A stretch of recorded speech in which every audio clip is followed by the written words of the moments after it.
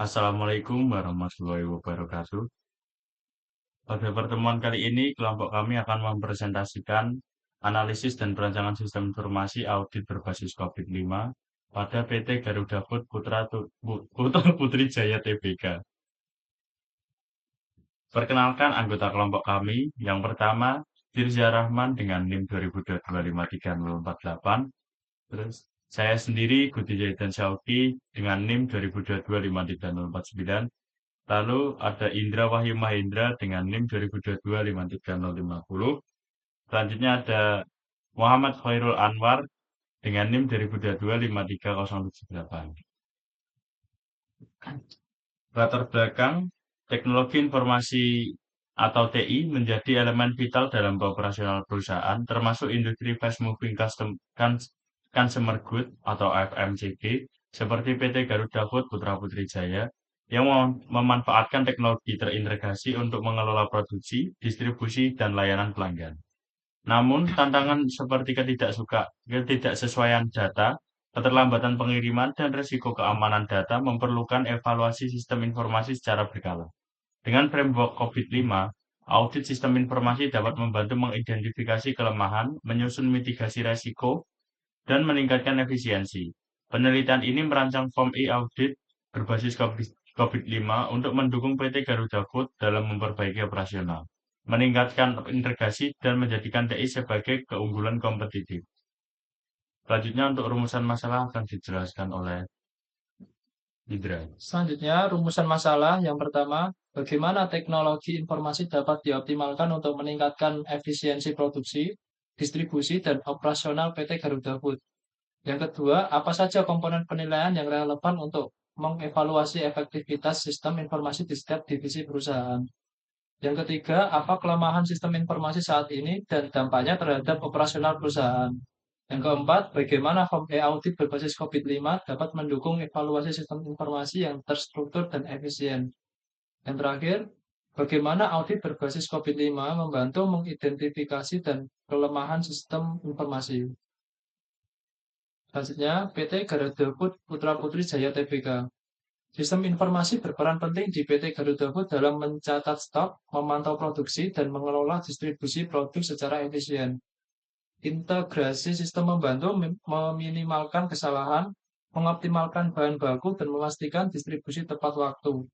Meskipun tantangan utama adalah memastikan konektivitas real-time untuk mencegah penundaan.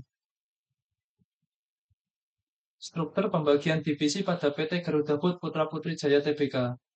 Divisi produksi, pengelolaan bahan baku, menjamin ketersediaan bahan baku yang sesuai standar kualitas. Divisi distribusi dan logistik, pengelolaan rute distribusi, mengatur jalan distribusi yang efisien untuk mengurangi biaya transportasi. Divisi keuangan, penyusunan laporan keuangan, menghasilkan laporan laba rugi, neraca, dan arus kas secara berkala. Divisi sumber daya manusia, rekrutmen, memastikan ketersediaan tenaga kerja yang sesuai dengan kebutuhan perusahaan. Struktur pembagian divisi pada PT Garuda Food Putra Putri Jaya Tbk. Divisi Teknologi Informasi atau IT, pengelolaan sistem ERP atau Enterprise Resource Planning, memastikan integrasi antara modul produksi, distribusi, dan keuangan. Divisi Pengadaan, evaluasi vendor, menilai kualitas, harga, dan ketepatan waktu pengiriman oleh pemasok. Divisi Pemasaran dan Penjualan, strategi pemasaran, perancang kampanye pemasaran untuk meningkatkan kesadaran merek. Divisi Kepatuhan dan Audit Internal, audit keuangan dan operasional, mengevaluasi proses keuangan, produksi, dan distribusi untuk memastikan kepatuhan. Selanjutnya adalah bagian-bagian yang akan diaudit. Yang pertama ada divisi produksi, yaitu memastikan bahan baku memenuhi standar kualitas. Selanjutnya ada pengendalian kualitas untuk menjamin produk sesuai dengan standar perusahaan dan regulasi.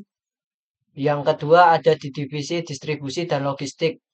Yang pertama adalah pengelolaan rute distribusi atau efisiensi jalur distribusi. Yang kedua ada manajemen stok gudang, kesesuaian stok barang dengan kebutuhan pasar. Yang ketiga, kemudian ada divisi keuangan. Yang pertama ada penyusunan laporan keuangan atau keakuratan laporan keuangan perusahaan. Yang kedua ada manajemen biaya produksi dan distribusi atau validitas dan efisiensi biaya operasional. Selanjutnya ada divisi sumber daya manusia, yang dimana kita akan mengaudit rekrutmen, kesesuaian proses rekrutmen dengan kebutuhan perusahaan. Kemudian ada manajemen kinerja atau transparansi evaluasi kinerja karyawan.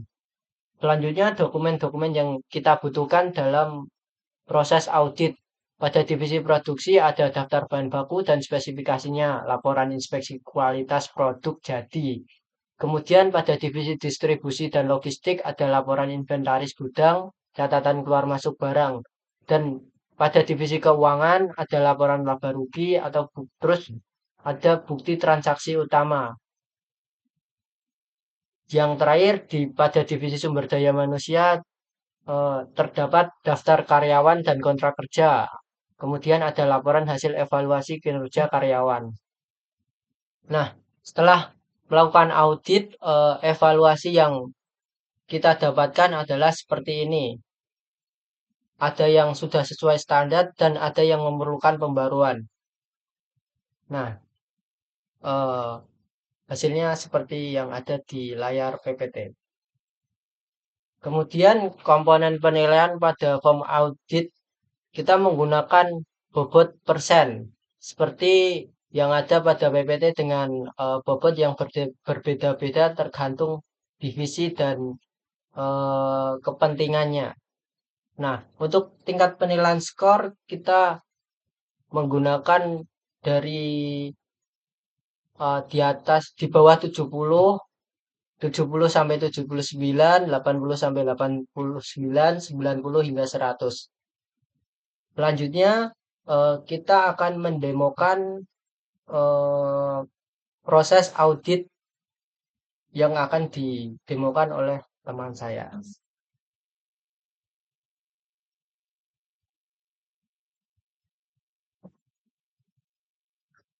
Untuk yang pertama kali, kita mempunyai 3 role user, yaitu yang pertama karyawan, kedua auditor, yang ketiga yaitu pimpinan. Yang pertama kita harus login pada karyawan dulu untuk mengupload laporan keuangannya.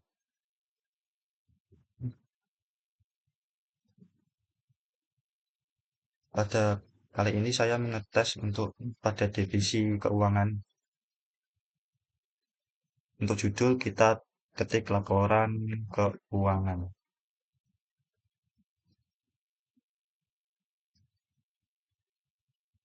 Lalu kita pilih filenya yang berada di, kita pilih laporan keuangan perusahaan ini.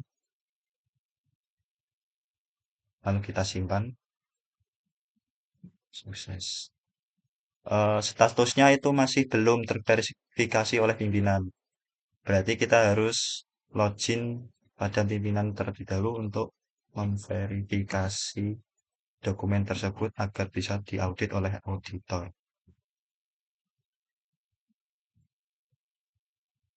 Untuk divisi keuangan, pimpinan bisa melihat dokumen yang diupload oleh karyawan tersebut untuk mengecek apakah laporan tersebut dapat diaudit atau belum. Kita verifikasi agar supaya dapat diaudit. Statusnya akan berubah menjadi menunggu diaudit.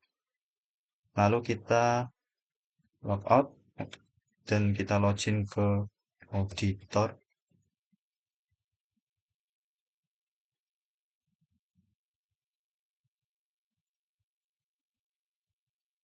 Kita pilih divisi keuangan. Di user auditor, statusnya masih menunggu diaudit. Untuk mengganti statusnya ini, auditor perlu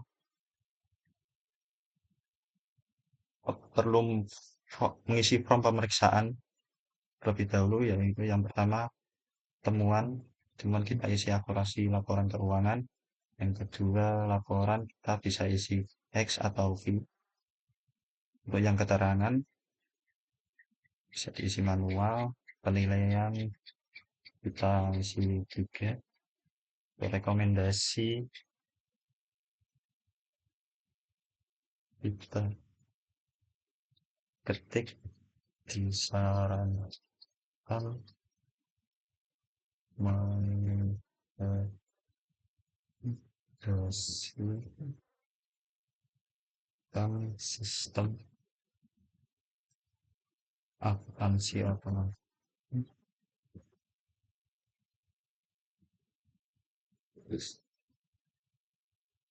Lalu auditor harus mengupload file yang sudah laporan hasil audit. Kalau kita klik simpan,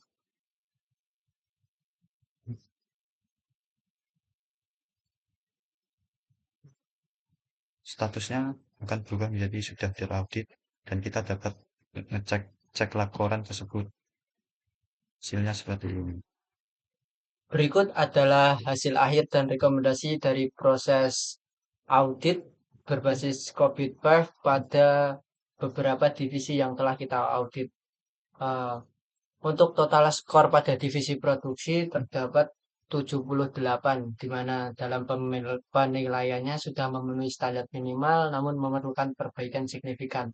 Untuk rekomendasinya adalah implementasi alat inspeksi otomatis untuk kualitas, kemudian penyusunan dokumen SOP yang terintegrasi.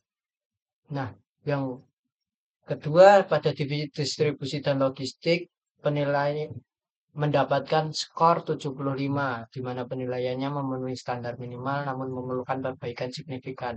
Rekomendasinya yaitu menggunakan sistem otomasi rute berbasis GPS, implementasi software manajemen gudang real time.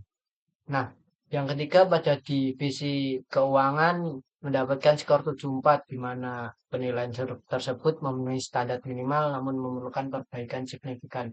Untuk rekomendasinya, yang pertama yaitu mengintegrasikan sistem akuntansi otomatis, yang kedua menerapkan sistem ERP untuk transparansi biaya. Yang terakhir pada divisi sumber daya manusia, penilaiannya mendapatkan skor 68, di mana hal tersebut tidak memenuhi standar dan memerlukan tindakan segera atau serius. Rekomendasi yang didapatkan yaitu coba untuk menggunakan sistem ATS, applikan tracking system, dan yang kedua yaitu implementasi software evaluasi kinerja berbasis KPI. Kesimpulan yang kami dapatkan dari analisis kali ini, yaitu laporan ini mengidentifikasikan perbaikan yang diperlukan di berbagai divisi PT Garuda Food Putra Putri Jaya Tbk melalui audit sistem informasi berbasis COVID-5. Di divisi produksi disarankan penerapan alat inspeksi otomatis dan SOP terintegrasi untuk meningkatkan kontrol kualitas. Divisi distribusi dan logistik membutuhkan sistem optimasi rute berbasis GPS dan manajemen stok real time. Di divisi keuangan, integrasi sistem akuntansi otomatis dan ERP diperlukan untuk meningkatkan eksplorasi laporan keuangan. Sedangkan di divisi SDM, penggunaan sistem ATS dan software berbasis KPI disarankan untuk meningkatkan transparansi dan efisiensi manajemen karyawan.